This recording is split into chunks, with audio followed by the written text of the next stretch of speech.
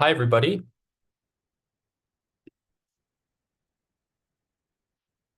Nice to see you here. I have everybody on auto mute just in case. If anybody wants to speak at any point, they could indicate it by raising their hand or by writing something in the chat. So this is live. I wanted to give everybody fair warning. So if you do decide to speak after the lecture, just know that this will be recorded and posted to YouTube. It's nice to see a little bit of a crowd here. I see more people still coming in. I'm expecting 70 or more people. We'll see if they show up. So let's begin. First, I wanted to welcome everybody to this live listening party. In a few minutes, we'll be listening to a talk from Dr. Ellie Ragland on hysteria, which complements some of the topics that are being discussed in a course that I'm teaching at Aga Khan University in Karachi, Pakistan, in the Faculty of Arts and Sciences, which explains the presence of many students from that course here. It's also of interest to a few of you who are in the Psychoanalysis Pakistan circle. I see a number of you here, actually, which it's really nice. Yes, maybe 4 or 5 so far from the circle, which is really nice to see. This talk helps to support us in Pakistan as we move toward the Lacanian school. And finally, this talk from Dr. Ragland helps to foreground, I think, her much anticipated book on hysteria, which should be out, I believe it's with Routledge, within the year. So really looking forward to that. This is one guest lecture of many that will occur during this semester for Psychoanalysis Pakistan. I hope that those of you who are here, if you have an interest in psychoanalysis, maybe you'll join us for a few of these guest lectures from Doctors Steen van Hoel, Leon Brenner, Daniel Tutt, Arka Chattopadhyay, Todd McGowan, Alenka Supancic, and many others who have planned to join us before the end of the year. You can follow us or get involved by visiting our website, which is www.psychoanalysispakistan.com. We help to organize cartels, which are small psychoanalytic study groups. And we have a very exciting international conference coming up next summer, which follows the question which had set me in specific to work in a cartel in Pakistan. The question is Psychoanalysis Pakistan. I leave the question mark in suspense. Today's talk will not include any visuals unless I decide to share my screen and maybe bring up some visuals while the audio recording is playing. And Ellie may or may not be joining us due to issues with the technology and the time zones. She may be able to join us for the discussion at the end, she mentioned. So we'll see if she makes it, but I invite you all to engage with this as if it's a radio program or a podcast, and you can go about what you're doing and play it in the background. I actually think this is quite convenient for us, since in a way, psychoanalysis often attempts to extract the voice from the image. So it's pre-recorded, but it's a new lecture, prepared especially for us here in Pakistan. And we're only going to have a very short time after the lecture is finished to engage in a discussion if that's what we want to do. But again, keep in mind that this will be recorded and it's automatically being posted to YouTube. So if you'd rather bring your questions to another venue, such as the classroom or the psychoanalysis circle, you can do that as well, and we can explore them together there. Dr. Ellie Ragland is the author of several books, including many sole-authored manuscripts, 5 edited ones as far as I could count, and more than 100 articles.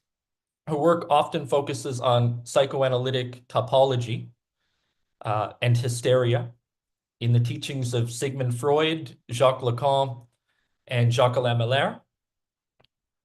And, you know, I'm thinking there was even a moment that took me by surprise when I first read it many years ago in one of Jacques-Alain Miller's seminars, a really important and central seminar where he had been exploring a new clinical category, which was, we could say, neither neurosis nor psychosis, but ordinary psychosis. And you can find a transcript of that if you just search for it online. I believe the text is called Ordinary Psychosis Revisited. And in that text, Ellie Ragland made a significant intervention on the topic and gave a case presentation. I can't remember the name of it now, although it was just in my mind, Mr. Something. I can't remember what it is. But you can go look at it. It's a really fascinating intervention, and just one of many that she had made over the years. And perhaps many of you don't know that Dr. Ragland has been instrumental for Lacanian psychoanalysis in the American continent, and not only in the American continent, but especially in the American continent. In one of our previous issues of the Lacanian Review, which is now available in Pakistan, thankfully we have a subscription to it now, as far as I know, at the Aga Khan University Library. But in that issue, I believe the issue is titled America. We were presented with Jacques-Alain Miller's first seminars in Canada, and perhaps in the United States, at the initiative of Dr. Ragland and her then husband. And I note with interest that Miller had been invited to speak about post-structuralism in a literature department, I believe. But then he advanced forward, far ahead of his time, to outline the difference of psychoanalysis from post-structuralism and structuralism. At a time when very few were reading Lacan at all, Ellie was already, during her PhD dissertation, translating the later and most difficult, perhaps, and obscure teachings of Lacan for English-speaking audiences. She's now retired from the University of Missouri as an emerita professor of English and remains an honorary professor of French. She holds the title of Frederick A. Middlebush Chair, which is a name that I think many of us may want to challenge because of Middlebush's support for segregation in the United States. But it's quite fitting that I think Ellie would hold the title, since so much of her work, in my estimation, challenges from a psychoanalytic point these strange and curious group effects that Lacan had called segregative. She's also a member of the New Lacanian School and the World Association of Psychoanalysis, and she continues to practice psychoanalysis. There's a history of psychoanalysis in America that I don't think can be told without mentioning Dr. Ellie Ragland and her contributions. And the question of hysteria will be key to this historical exploration. So I invite you, if you like, after this talk, to look out for an interview that was conducted with Ellie Ragland in that special issue of the Lacanian Review, conducted by Cyrus Saint-Amand Polyakov, where she's asked about her contributions to the Lacanian orientation in the American continent. You might also be interested in reading an interview that I conducted with Ellie Ragland for the European Journal of Psychoanalysis, which is available for free online if you just search European Journal of Psychoanalysis and Ellie Ragland. I just wanted to provide two more comments before playing the audio lecture. First, it's a quotation from the opening of a talk that Jacques Lacan gave at Yale University in the United States of America early in November of 1974. I'll quote it. "Hysteria produces knowledge. A hysteric is an effect, E-F-F-E-C-T, effect, just as any subject is. Hysterics produce signifying matter to confess, by virtue of which they constitute a discourse. Socrates is the one who started it. Just as any hysteric would, he would deliver anyone's knowledge, knowledge that, in short, he himself was unaware of," end quote. The second quote that I kind of leave you with as we listen to Ellie's talk is from a personal email that Ellie sent me, was it this morning or yesterday? And I'm just extracting this passage. I don't think she would mind that I share it with you. She wrote to me that, I quote, "Hysteria is still relevant today, although it's a nasty word that tends to be dismissed as putting women down. With the decline of the patriarchal family and the rise of liberties for women, identifications with the masculine and or feminine will become ever more confusing for women and some men. For this reason, Lacan's view of hysteria will become more relevant, not less." End quote. It was a message that she sent to me, but I think it's very relevant for setting a context for this talk today. So it's with great enthusiasm and I would say no small degree of pleasure that I'll now play for you this first lecture in our guest lecture series from Dr. Ellie Ragland titled Hysteria. So just bear with me as I get that started.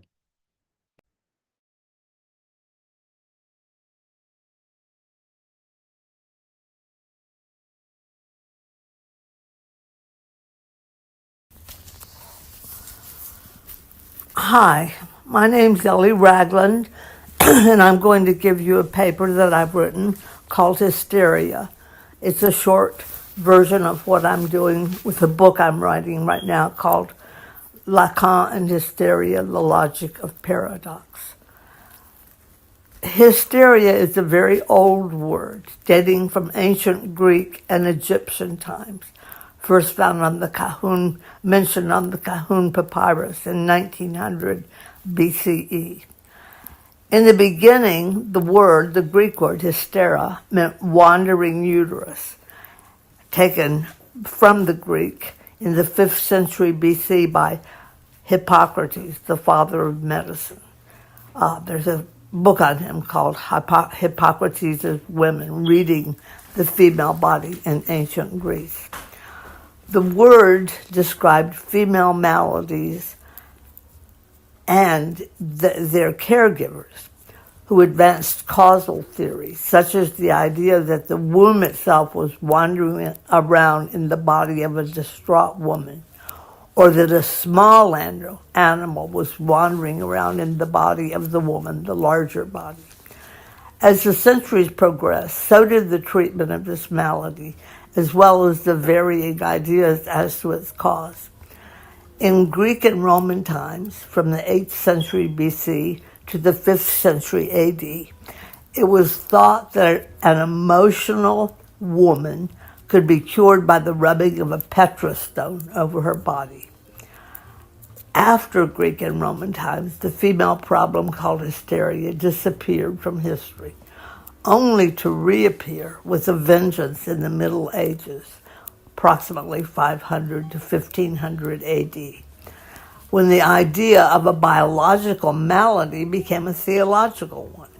Demons were thought to possess the bodies of certain women and sometimes men, causing them to be seductive and dramatic. The women were accused of being witches and were burned at the stake or beheaded. Priests and lords who judged them claimed that by punishing them, they had purified society. One sees the shift from ancient medical concerns regarding a type of feminine woman to a medieval moral judgment of character. In most accusations, the women were told to marry and bear children, that would be a natural cure. The Salem witch trials in the USA ended in 1692, when the Massachusetts governor's wife was accused of being a witch. He put an end to the trials because he disagreed with the accusation of his wife. In the 17th and 18th centuries, theories of the biological causality of hysteria continued to prevail. Small animals, once more, were said to be traveling in the female body.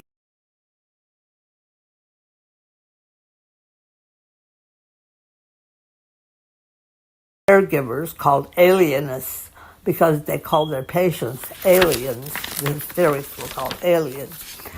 It was decided that hysterical problems were caused by an arc of affliction between behavior and female bodily organs, which affected the nervous system.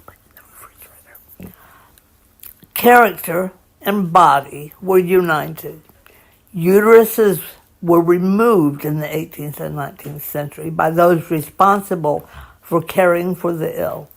Their aim in removing the organs of women was to cure female nerves. They said you can do that by removing the reproductive organs. In the early 19th century, Jean-Martin Charcot, who died in 1893, was considered the founder of modern neurology. He developed his career by trying to understand and treat hysteria. He was given the choice of any post he wanted in the field of neurology, and he chose hysteria. One of his goals was to stop the barbaric surgeries. As a genius anatomist, he was able to do pretty much anything. And people were surprised when he chose the Pitié-Salpêtrière Hospital, where he could work with these troubled women. He learned how to put them, and sometimes men, into a semi-conscious state in which he could change hysterical behaviors into non-hysterical ones by hypnosis, which was at that time the power of suggestion. Or he could produce a hysteria where there had been none. He repeated his demonstrations to his students and then to large audiences, the Tuesday lectures and the Friday demonstrations. He never actually wrote a book on hysteria because his aim was to prove his theories by demonstrating cases of individual sufferers. Nonetheless, he left volumes of pages of meticulous notes where he blamed the cause of hysteria on neurasthenia. But he never, neurasthenia, suffering of the nerves. But he never offered a theory of the causality of this suffering. He tried to equate artistic and photographic images of the women in treatment with their maladies. The demonstration in these photographs of excess emotion was his own proof, he argued. He was showing people who were excessively emotional, and he was taking away the excess in hypnosis. He had pronounced psychological trauma as the cause of male neuroses. He was very interested in male neurosis, male hysteria. But he said the cause of the male neurosis was work accidents or job loss or war trauma. These causes were not assigned to female neurosis. Although he mentioned trauma in relation to women, he kept the other categories for men. He photographed the women in postures that he called clownism, seduction, even lascivious behavior. When he was pressed about the cause of hysteria, he said early on that it was heredity that had come down from some nerve disorder passed through a family. Later, he said the cause was psychological and could be located in the body in an unnamed site in the nervous system. But so important was Charcot's work that Freud first studied with him and then left him and went on to Hippolyte Bernheim's school for treating hysteria in Nancy, France. At that point, theories of the cause of hysteria were basically said to be physical mysteries. Although Freud and Fliess came up with the idea that hysteria was caused by an excess of mucus in the nose. They exchanged letters about this, although Freud later challenged Fliess for having produced such nonsensical ideas. Many treatments were tried throughout the ages to cure hysteria.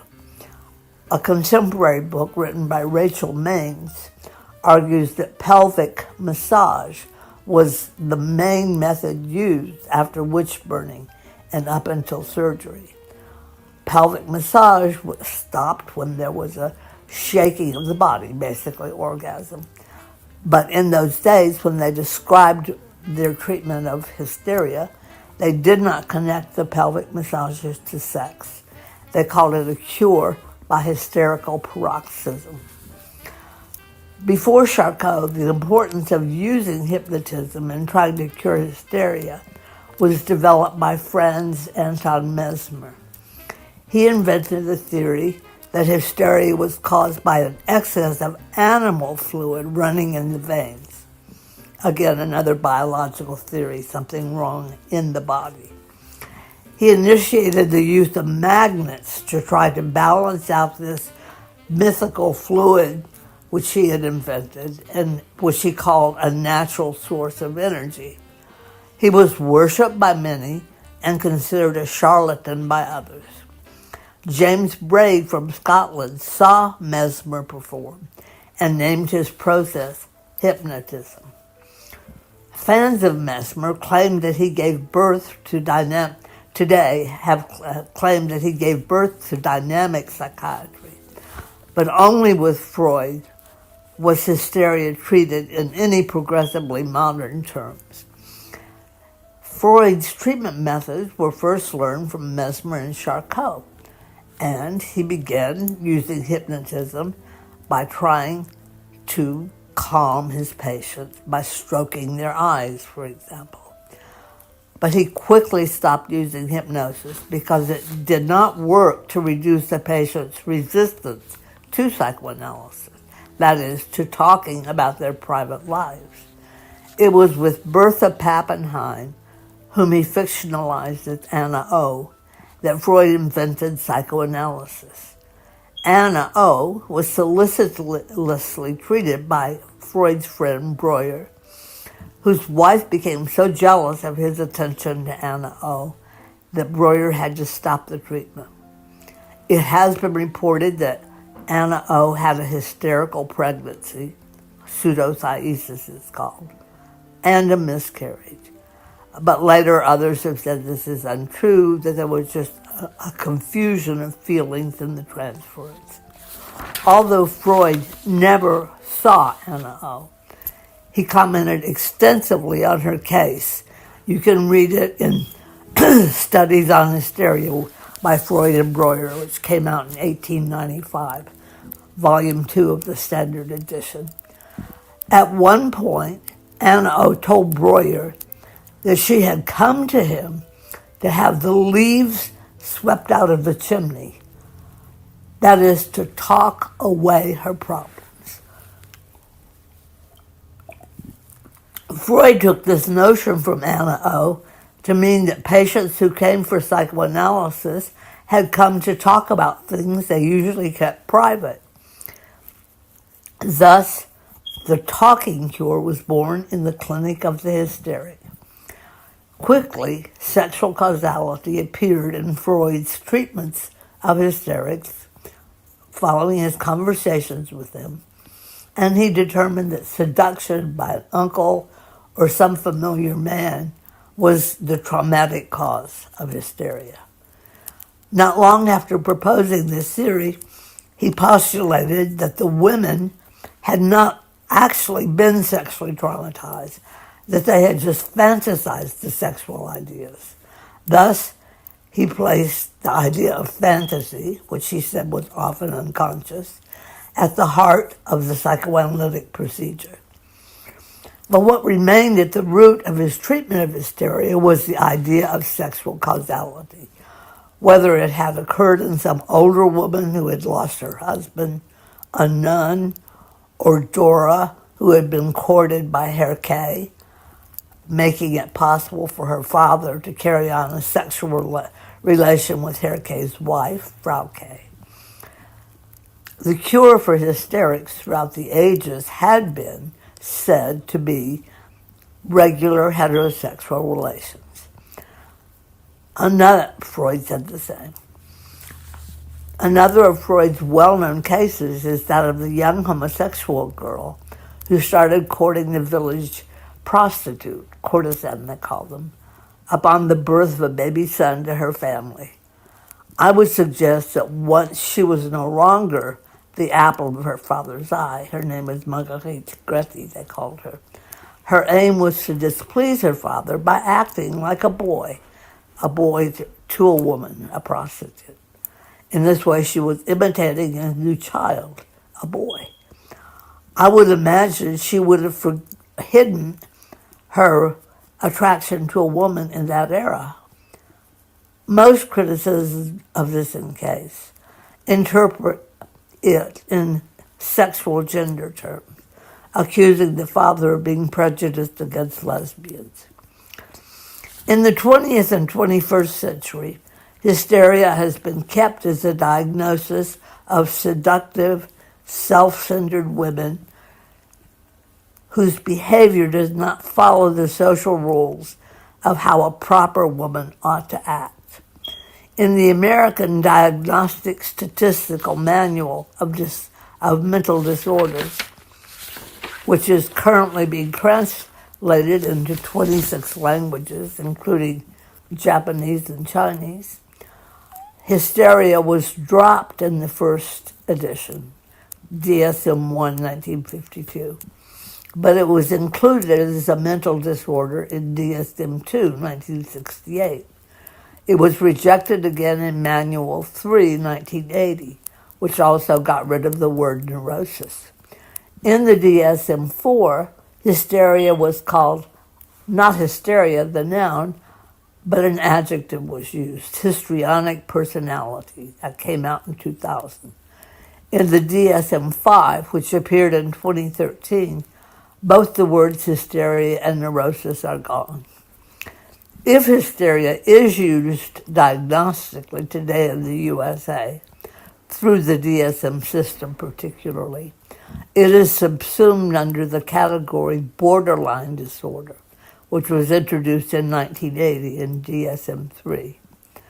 Leonardo Rodriguez from Melbourne, Australia, has argued that other words are used in all the DSM manuals to describe hysteria as a somatic disorder, an anxiety or depressive disorder, and so on.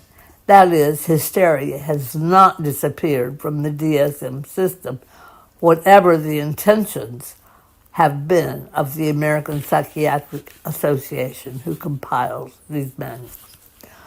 One might wonder where to go to find the reappearance of hysteria as a category of neurosis. The answer is Jacques-Alain, who died in 1981.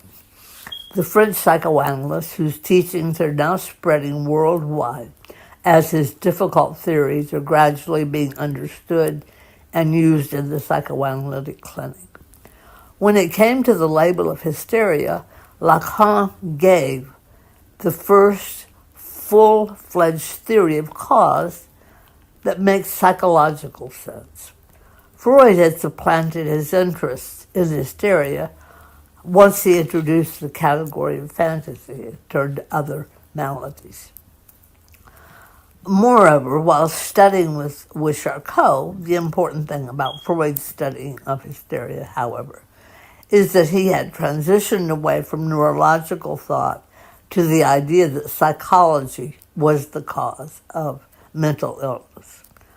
Although he never completely dropped the idea that physiology would one day solve the riddle of the cause of mental illness. Lacan's return to Freud's teachings stands at the base of innovative psychoanalysis today. Since Freud, hysterics have been called daddy's girls. Lacan elaborated a theory that accounts for the taking on of gender as a sexual identity. He included the physical at the level of identification with traits of another person, and proposed that the cause of the hysterics problem is the confusion between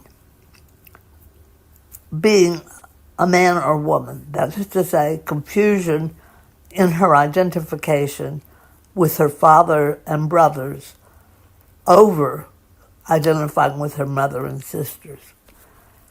Such an identification has nothing to do, however, with Freud's Oedipal model, in which the little girl supposedly matures by turning away from her mother to desiring her father sexually and even wanting a child from him.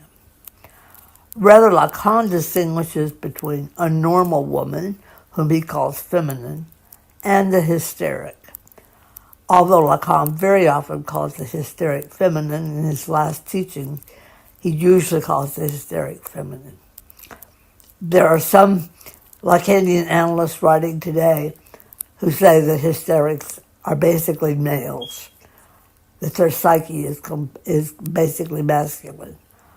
But that's not how Lacan or Freud talked about it. Many of the Lacanians writing on hysteria say that hysteria is feminine and that obsession is masculine. So you find a confusion among those terms in the literature. Identified with her father or his substitute, the hysteric knows she is a woman, but wants to imitate some characteristics of her father. Thus, her identification centers around the gender aspect of a base identity question. Am I a woman or a man? Knowing she is dually identified, she is in conflict. One of my patients, for example, says that her confusion about her identity started quite young when everybody told her, you have your father's mind. And her father was a very brilliant person, so she always thought, well, I have my father's mind, okay. In the place where Lacan locates subject identity as the agent of speech in his discourse theory, the hysteric is divided, that is, the S is barred. He develops this in seminars 17 and 20. The hysteric speech is marked with the paradox in play in all human subjectivity, except psychosis, where the subject is mentally not divided. But everybody else is divided between conscious and unconscious processes, which create a subject who lacks being whole. Replacing René Descartes' 17th century picture of mentality as the success of joining thought to being, cogito ergo sum, I think, therefore I am. Lacan argues that subject division means simply that although people take on the language that describes their being and behavior through words, the point is that words only mean anything by pointing to other words. And because of this, there is a linguistic gap between words, between signifiers, the building blocks of language, and the meanings they create, which are eventually called signifieds or knowledge. So the gap would be the S bar, the subject, not the real, as some commentators have said, actually including Zizek. Most subjects fill up this place of lack with objects, as well as with the certainty of their beliefs and opinions. The hysteric, confused about her gender, speaks from uncertainty and doubt, posing a question about identity per se, rather than giving an answer. Her speech poses the ontological question, what is being? In his linguistic-based theory of discourse, Lacan writes the hysteric's discourse as one of four which forms a social link. In the place of the subject as the speaking agent, she is lacking. She's not fully represented by words that convey certainty about her identity. Jacques-Alain has described this subject, the hysteric, as two in one, as internally divided within herself. From her place of speech, She targets the other person opposite her for answers to her question, which derive fundamentally from her question about being, about identity. She designates the other as a master. This is all developed in Lacan's discourse theories, where the third discourse is the hysterics discourse. She believes that the master is the one who can give her the answer to who she is, an S1, a master signifier, an identity signifier. The master is either a man or a woman considered to be in the know, who will supposedly tell the hysteric who she is, and she will take an answer from them, albeit temporarily. Because her identity is founded on a question, she eventually subverts the master's answer with another question. In this way, she remains true to the hysteric style of appearing subversive. That is, she gets one answer, but she has another question, so finds another master. But, and this is key in Lacan's teaching, the subversion is based on her identity structure, not on malevolent intentions, or bad behavior. For Lacan, structure concerns a relation to knowledge. The mathy S2 is for knowledge. To power, S1, the master signifier. To desire, the barred S. And to jouissance, the little object A. That's structure. It does not equal behavior, except in a very general sense. Generally, then, in life, an answer follows a question. Before the hysteric, the question remains primary, which is actually one reason Lacan liked to treat hysterics. They always kept going. They didn't resist learning about themselves as other patients did. Lacan's picture of the ego as resistance incarnate and the subject as the anchor to identity places his teaching in opposition to the American DSM system, the one I mentioned before, Diagnostic Manual, which claims that any person can be explained or diagnosed by a description of their behavior. Of course, they keep producing new manuals with new descriptions. Structure, which is for Lacan an organization of space as it creates itself, explains the way any person's quest for knowledge, by which they explain the nature of their being, works to categorize them as normative, which is basically, Lacan doesn't say normative, but as neurotic, psychotic, or perverse. Given that the hysteric depends on questions rather than answers, Lacan argued that this is the only orientation from which psychoanalysis can learn. The analyst Roger Vattel argues that analysis can only go forward by learning from hysteria. As Jacques-Alain reminds us, this picture is in direct opposition to the American Analytic Clinic, which obsessionalizes patients rather than hystericizing them. That is, in the American system, in the DSM thinking system, the idea is that the analyst knows everything and is supposed to educate the patient and treat them how to behave properly. There's no idea that the patient's unconscious desire needs to be unearthed, as they do in the Lacanian clinic. In Lacan's clinic, there's praise.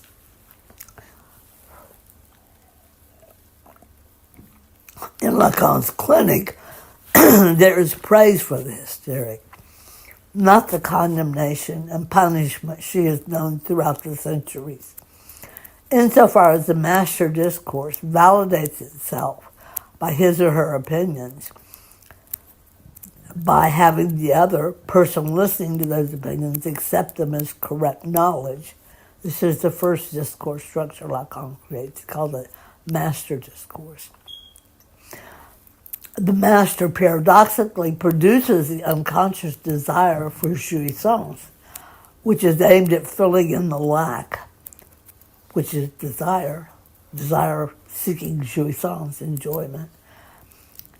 And this unconscious knowledge in the master discourse reveals itself as the truth of his discourse. But it's unconscious, it's repressed, he resists it, he doesn't know it.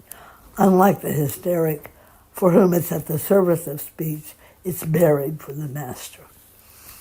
Known for speaking the truth, which others hide or deny, the hysteric sees through the master's masquerade of pretense, which takes its own unconscious knowledge to be its own conscious knowledge to be the sum of what there is to be known. His failure, the master's, lies in repressing the lack in being, his lack in being, or her, which is the equivalent of denying the knowledge of the unconscious. If the hysteric chooses an academic as a master, he will offer her the theory of knowledge that is currently in vogue, the reigning theory that he prefers.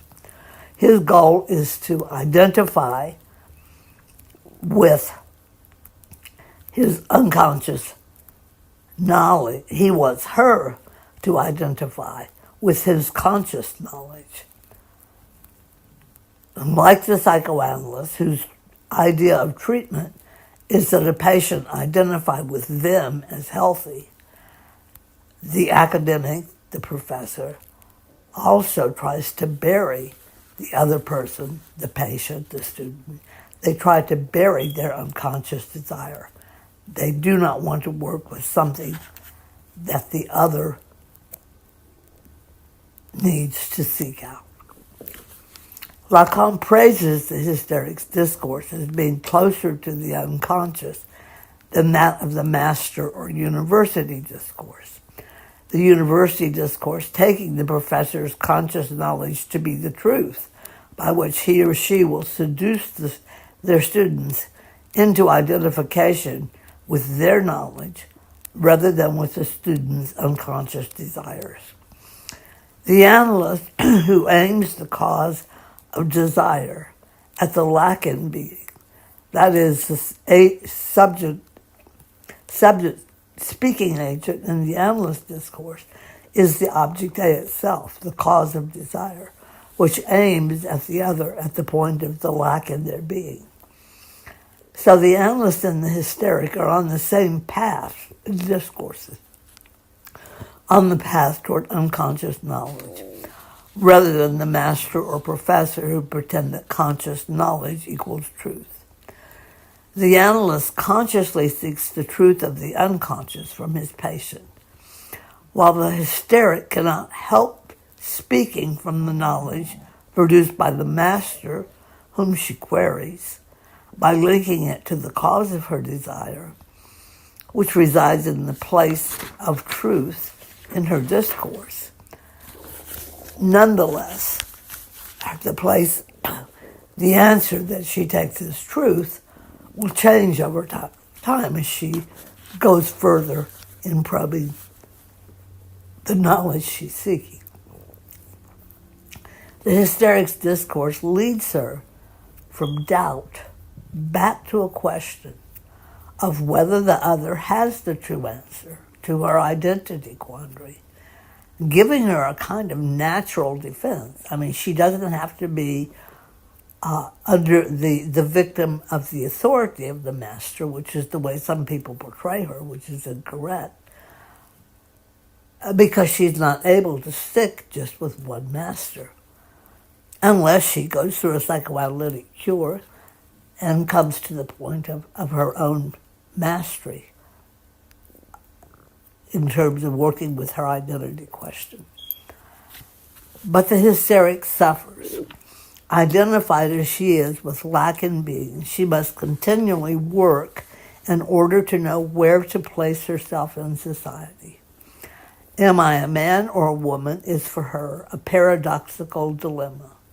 It is not a question of being one sex and then the other, or it's not a question of being transgendered. She is, as Miller says, in internal division. She is both one and the other. She seeks a positive logic that will allow a negative to become affirmative.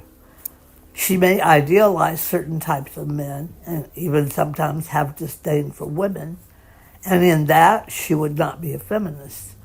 But many hysterics are very successful at filling in the lack in being and are feminists or are highly acclaimed by feminists. Their own ambivalence can paradoxically drown or promote them. Since the hysteric is not certain of her being as a woman, she imitates other women, or she may identify herself on the masculine side. Typical of women who identify as a man to succeed are many of Tirso de Molina's heroines. He was a Spanish playwright in the Spanish Golden Age. Many of his heroines dress as men. Cross-dressing is a big theme in his plays. Literature is replete with hysterical types of women, such as Emma Bovary, who sought to prove herself as a woman by finding the most romantic man as a lover, although the novel ends tragically for Emma. Another type of hysteric is the heroine of Charlotte Perkins Gilman's Yellow Wallpaper. Seen as highly nervous, she's given the treatment for hysterics at the time that novel was written, which was the rest cure.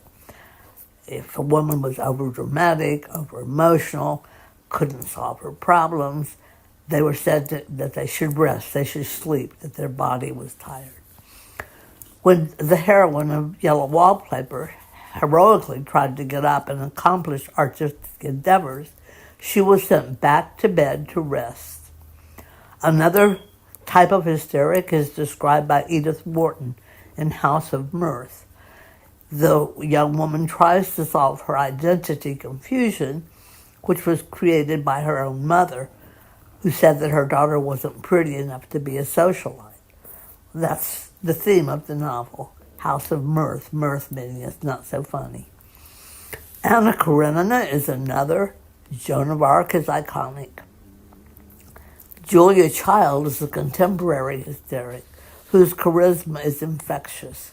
She laughingly says that she does not know which piece of cutlery to use in her cooking, but that her husband organizes all that for her.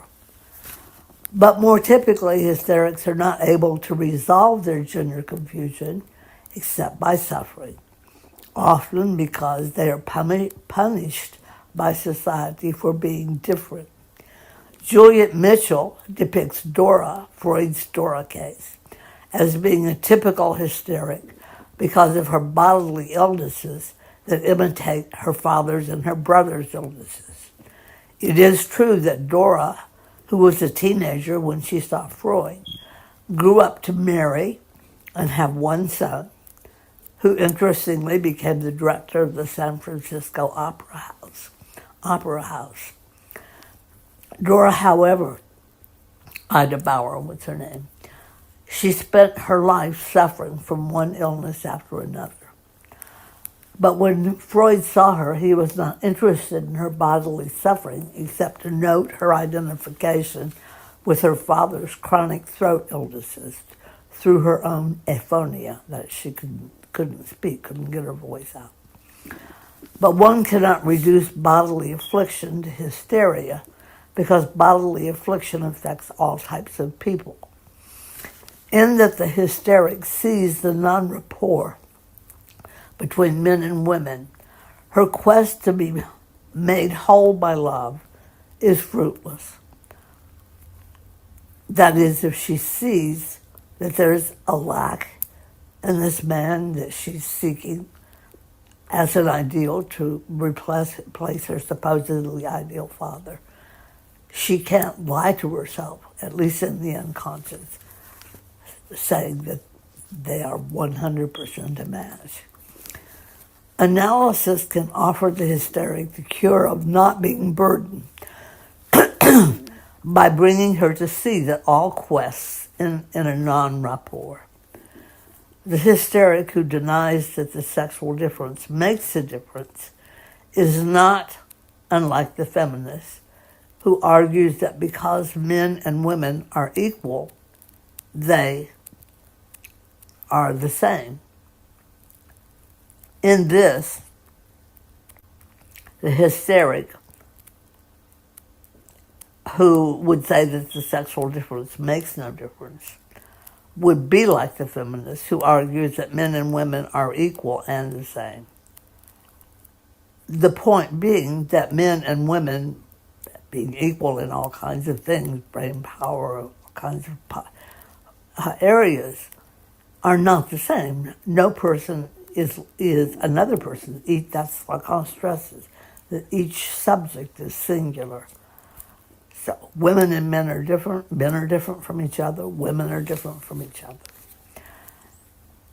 In saying that, insofar as identification of same to the same is an impossible logic, A cannot equal A, the hysteric unconsciously acknowledges what Lacan called castration. That is, castration is the acceptance of difference. Difference is a formulaic concept, an axiom of the human that Lacan teaches us to acknowledge, because the way in which one embraces castration, that prefigures the lack in being, is the way one embraces their subjectivity and their being in the world. This occurs at the beginning of life for most subjects, except the psychotic. The hysteric manages with her lack in being by seeking the semblant of a master. That is to say, she'll be completed by another whom she considers a master. When the masters she chooses are lost, symbolized by the phallus with the S1, she falls into a state of anxiety and loss. The psychoanalytic cure for this, the hysteric in a state of anxiety and loss, is sought through her examining her primordial relationship to language, where jouissance and desire are first joined together, not through an interpretation of her unconscious per se. That is, she needs to understand the signifiers in synchronic time that are important to her, and the jouissance that she seeks, which was established over diachronic time, that is, throughout her life. The diachronic time of repressed memories is not lost, but clusters around the synchronic signifiers and the object A that causes desire. Lacan rewrote Ferdinand de Saussure's notion of the signifier and signified, inverting them. De Saussure had said that the signified creates a signifier, that is, that knowledge creates language. And Lacan says that language creates knowledge, which was a radical move. The signifier creates the signified, it's not the reverse. So in any study of language, the primary thing on the side is the signifier. In the sign is the signifier, not the signified. The object A stands in for objects that cause one to desire. Could be a child wanting its bottle, a rich man wanting to buy a yacht. Any object that substitutes for the primordially lost objects, the breast, feces, urinary flow, imaginary phallus, phoneme, gaze, voice, and the nothing. Lacan calls these 8 objects primordially lost.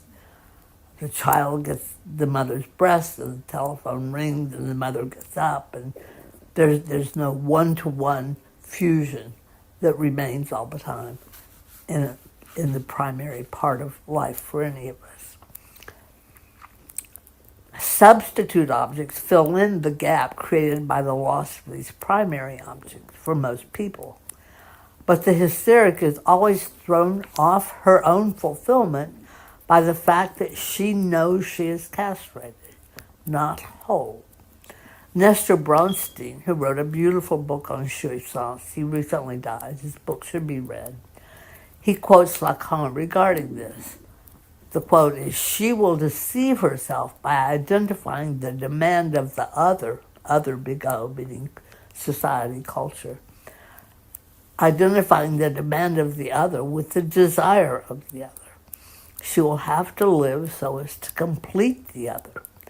To offer herself, she will live so as to offer herself as the object who hides the other's castration, which appears from when, thanks to this fake appendix, regarding his own completeness, he or she,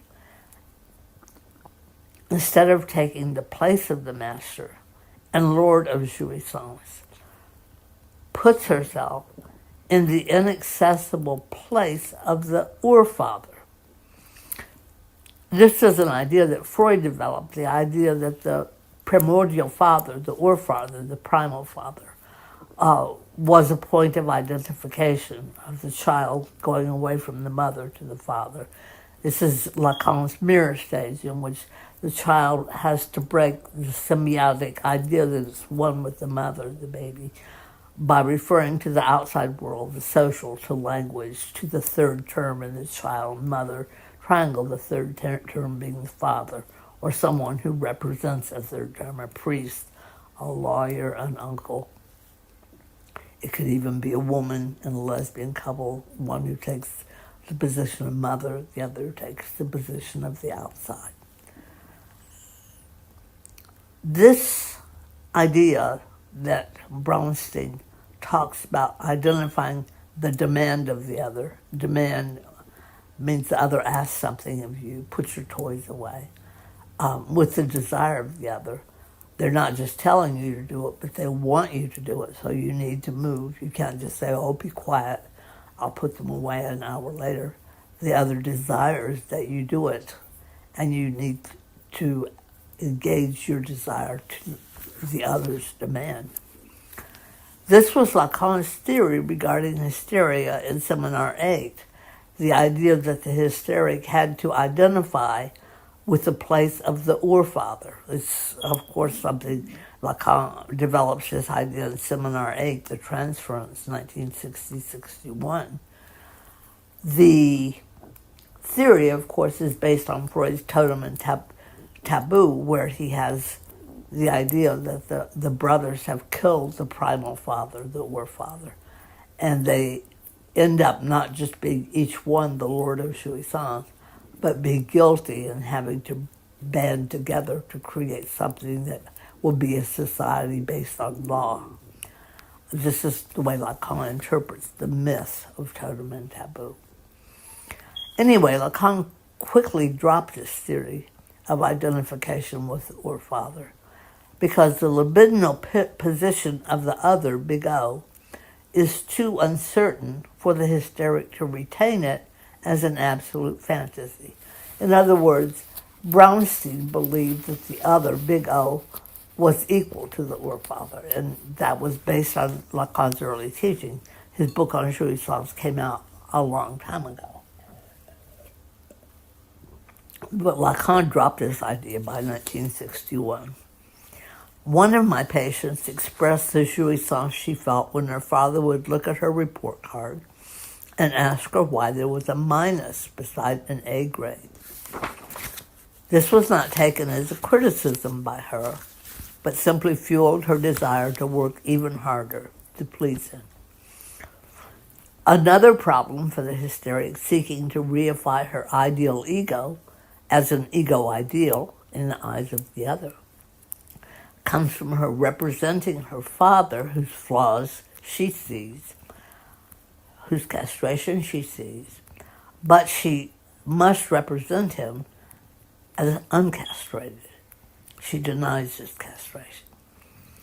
Thus, The hysteric seeks to place both herself and her father in a subject position that is false, one which retained him as an imaginary ideal. Neither can he nor his substitutes appease her unconscious fantasy of a real ideal father. She suffers nonetheless, as do other subjects, from the presence of the real, as the return of the repressed, in La Langue and in the partial drives. Lacan calls the partial drives the oral, anal, invocatory, and scopic. He's added invocatory, vocal, and scopic, eyes, the gaze, to Freud's oral and anal. The hysteric certainty, her denial, creates her as a symptom, composed of the knot of the body, which links together the imaginary, identification, language, the symbolic, and the real, the drives, place of trauma. Lacan taught that James Joyce was able to learn enough languages to sustain his voice for writing fiction that qualified him as a famous writer, even though his final novel, Finnegan's Wake, was undecipherable. Thus, the unconscious enters language and the body in the real time of the drives and in the symptom. This is Lacan. For Joyce, the symptom was his voice, through which he managed to thread together enough languages to keep himself from having a psychotic break. Lacan develops this in Seminar 23, Le Symptôme, in 75-76. Finnegan's Wake, Lacan says, displays the reverse side of ordinary language, as it is disordered in a psychotic's mind. The baby begins to learn language from about 6 to 18 months. First created as a word that Lacan makes up. He puts together langue, which means spoken language, with the language, la langue. He makes it one word. Language that is learned from the primordial mother in a symbiotic oneness that excludes the principle of thirdness, which is differentiation or castration. The father's name, signifier, which is a function. This is also the site where the fundamental fantasy begins to be created as some myth of wholeness that will sustain unconscious knowledge and gradually develop into the symptom that is singular for each subject, and the symptom out of which each one acts from the other big O that inscribed him for knowledge. That is the set of signifiers that the big other represents. Psychosis in Lacan's teaching results from an infant forming a primordial oneness with the mother, and foreclosing, one word, the signifier for a father's name that functions as the signifier no. The signifier no delineates both the logic of difference and what we call law.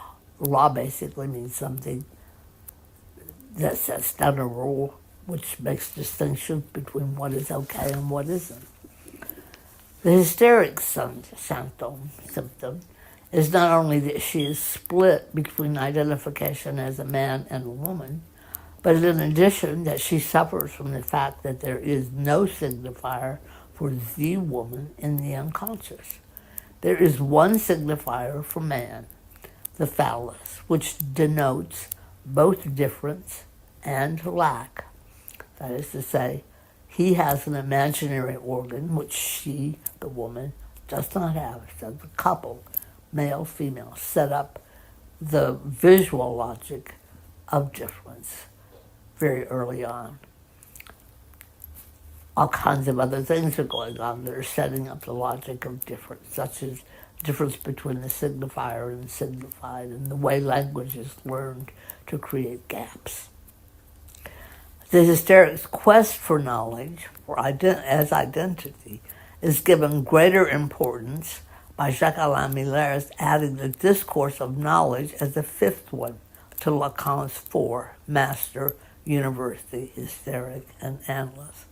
Miller develops this in his seminar of 2010-2011, The One All Alone, where he stresses the interplay of synchronic and diachronic cells. Given her search for truth qua knowledge, the hysteric unveils the lies, uncertainty, and repression, the lies by which master discourse people live.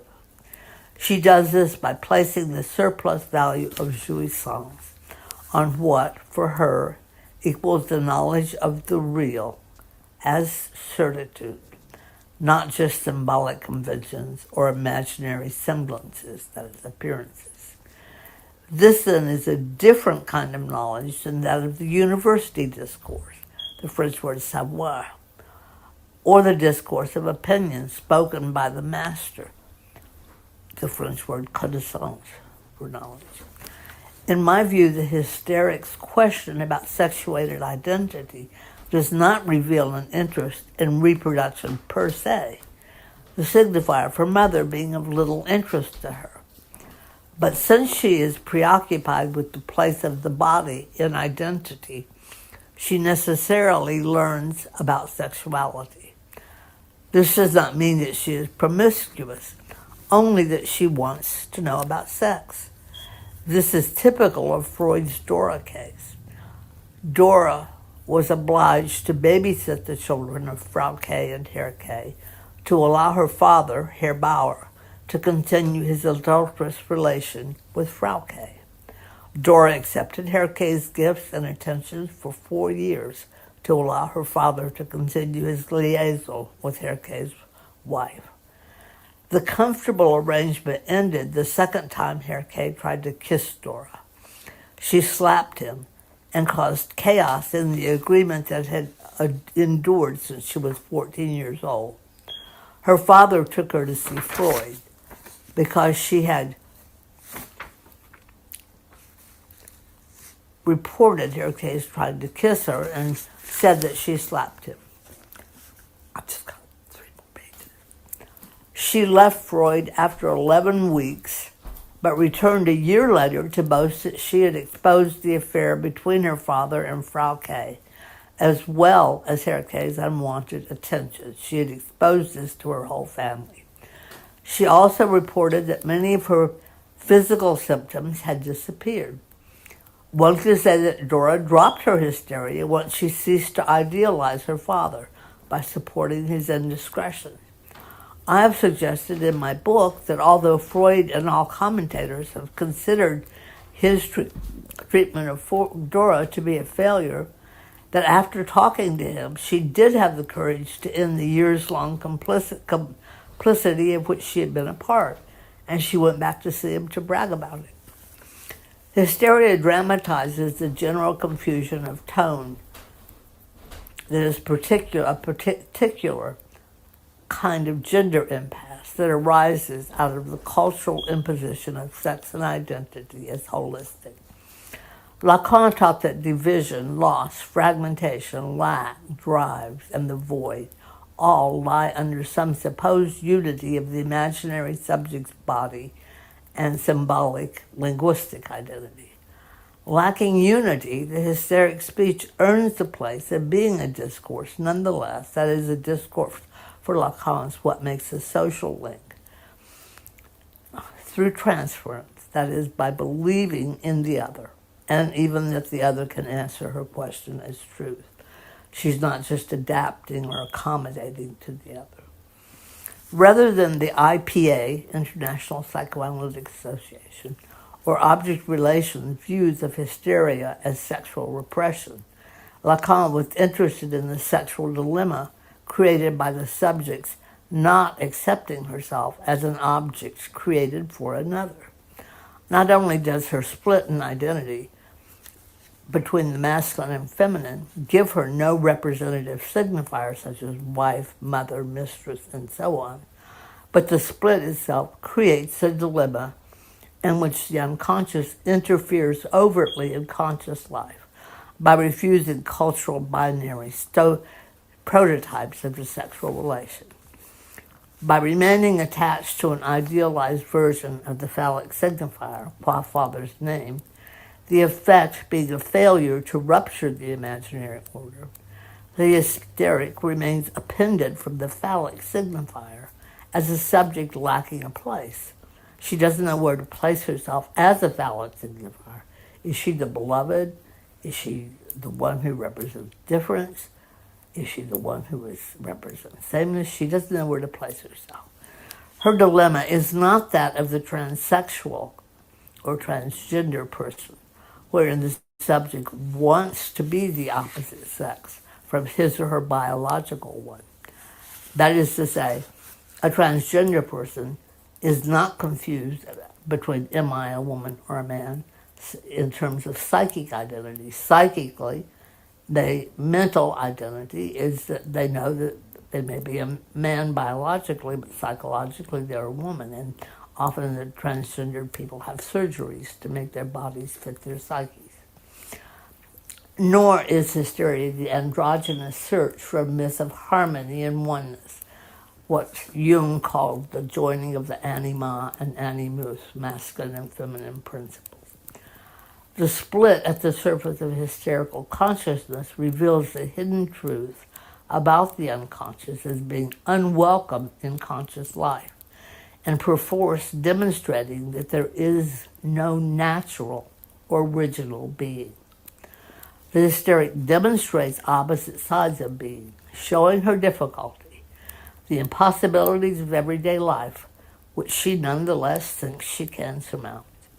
Because she has difficulties fitting in with the normativity of her symbolic sphere, her defensive responses may seem unruly or even revolutionary.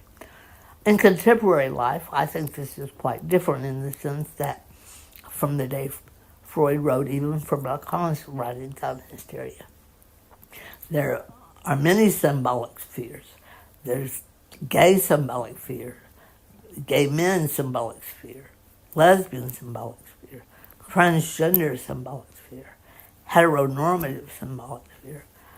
So the point about the hysteric being unruly and revolutionary is that she was that for the society before there was the gender fluidity that marks contemporary society.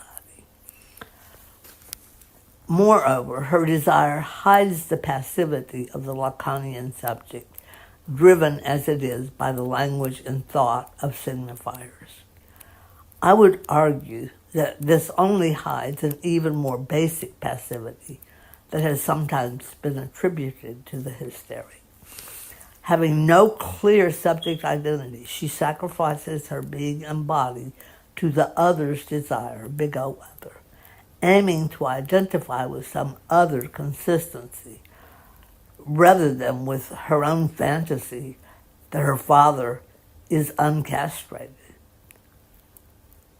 I mean, she has confusion between am I a man or a woman, and also the unconscious dialectic of who is castrated and who isn't.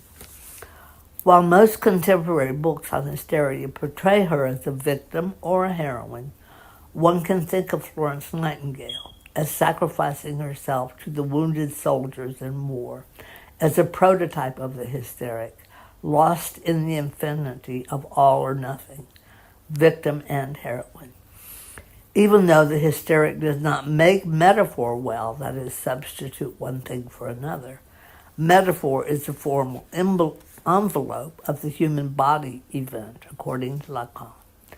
Although hysterical symptoms take on the character of their social order, typical bodily metaphors have been repeated over centuries in hysterical conversion reactions, such as swollen lips, globus hystericus, blindness, paralyzed limbs, vomiting, eating disorders. You might say, well, only eating disorders of that category remain. But I would point out an example of a patient of mine, something that happened quite recently. The patient started dating a man when she was an adult in graduate school. And The man she started dating had the same name as her brother. Every time, curiously, he would come to the door to take her out for a date, knock on the door. Her lips would swell to twice their size, meaning that his name and her brother's name had some sexual effect on her body. She did not remember having been ever sexually attracted to her brother in childhood or in adulthood, but unconsciously it must have been there. Eventually, she simply quit dating the man because the problem wouldn't go away. And it didn't ever happen with anyone else. Miller has recently described such metaphors as showing a fixation to jouissance. The hysteric symptoms, whether from the past or contemporary moment, make it clear that there is no original mind-body split. By dismissing Freud's totalizing ego as a mediator and maintaining rather Freud's original identity split between the ideal ego and the ego ideal, Lacan demonstrates the more than knowledge in knowledge, hysteria revealing the unnatural basis of assigning sexual differences based on biology rather than desire. When I think of that, I think of the song A Boy Named Sue. Everybody might laugh at that song, but what about the mother's unconscious desire? What does she want, a boy or a girl? Lacan says that what the mother wants and thinks before the baby is born begins to influence the way language is taught to the baby, even from birth on. The hysteric unveils an unwelcome truth. Because there is no primordial signifier for the woman, and because the man is defined as castrated, not because of the imaginary organ difference, but because he has joined a group of brothers who live with guilt under the law after having killed the primal father. Because of this, there is a hole at the center of knowledge itself. It's the other bard in Lacan. At the level of symptoms, this hole creates anxiety for her. Thus, hysteria, in unveiling the real, what she's certain about, is that which language tries to close out by tripping over it. She makes herself a problem for those who want things to just work smoothly. Miller stresses that the real of the hysteric's encounters exclude her from easy social inclusions. Although Lacan describes hysteria as a structure meant to stave off anxiety, paradoxically, it produces it. Hysteria does, in contemporary life, even remain a problem for some different groups. There are many women who feel that to leave men is the only superior move for a feminist, for a woman, and to have a relation with a woman. The hysteric doesn't fit in well with that group, although she may be friends with many of the women. They want her to be sexually like them. I wouldn't say that the hysteric is necessarily bisexual. I'm sure some are. But her confusion is not necessarily primarily sexual. It's psychological. It's identity. It's being. Although the hysteric will always retain the structure of her being, something which cannot be cured once and for all, psychoanalysis can change the impossible from which she suffers to the contingent, certainties to uncertainties, and inconsistencies. Lacan turned to mathematical topology, surface topology, and then the topology of knots, to show that contradictory material functions in psychic space in a non-binary way. Usually when we see inside-outside, we think inside versus outside, and Lacan showed that the inside-outside are connected, that it's not a versus relationship. Think of the figure eight, the Mobius strip, connected by the twist in the middle, which Jean Lafont says marks the point of the drives. Contradictions mark the symptom, while they also can be questioned, and the impossible can become possible. I think of a patient who became unable to go to school in the second grade once her father was hospitalized. When the school bus would appear, she fainted. The problem was solved by her teacher, who lived near her house. The teacher called her mother and said, "I will come and take her to school in my car and then bring her home," which she did until her father returned home, at which point the little girl continued to take the bus. By the early 1900s, Freud sought the cure of hysteria by dropping the somatoform symptoms that had been focused on for centuries. In 1908, he proposed two types of hysteria, conversion and anxiety. As Lacan pointed out in Seminar 4 on the object relation, 1956-57, symptoms of inhibition, which are symbolic, frustration, which are imaginary, and anxiety, which are real, bring unconscious material into bodily awareness. Lacan argued that we are not bodies, however, but that we have bodies taken on in bits and pieces. With your little baby, you say, this is your nose, you play with the fingers, here is Thumpkin, here comes Tall Man, here comes Pinky, same with the toes, you name them. The hysteric often uses her body as a defense against the other's desire. The psychoanalytic change that would work as a kind of cure of hysterical symptoms occurs when the fundamental fantasy she has allows her to move from an imago to telling her fantasy, to living out and living with and being creative with the symptom that she is. Lacan has defined hysteria as the assumption of deprivation. Yet the hysteric may appear very strong in her effort to repair her father's castration and thus her own. Lacanian analysts aim to help the hysteric fabricate a new master signifier at the level of subject identity. This gives her a chance to place herself in the symbolic both as subject and object.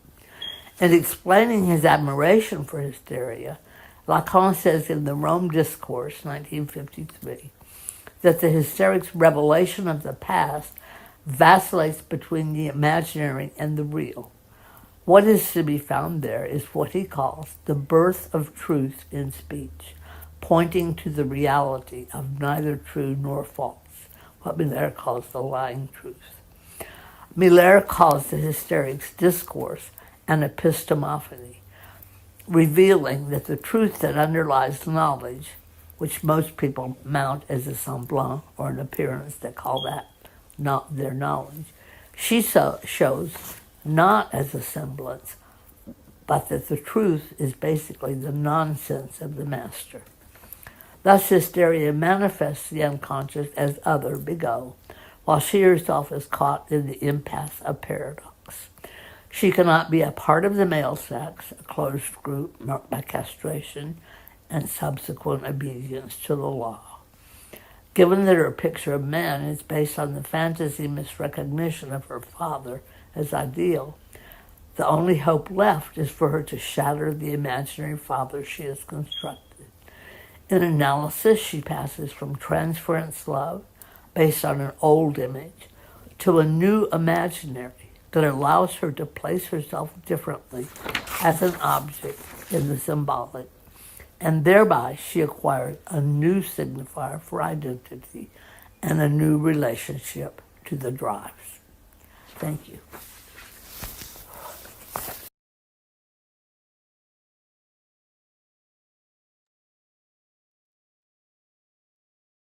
Hi, everybody. That went a little bit longer than I was expecting. We've only got 5 minutes, which I don't believe is enough time for questions, although I expect there are a lot of questions. I'm really happy when there are. I have a lot of questions. So my suggestion to all of you is bring your questions with you to our Psychoanalysis Pakistan WhatsApp group or to the class, those of you who are in the psychosocial pathologies class. And we can discuss them there privately amongst ourselves. Thanks, everybody. I hope you have a great rest of your Saturday. Bye-bye.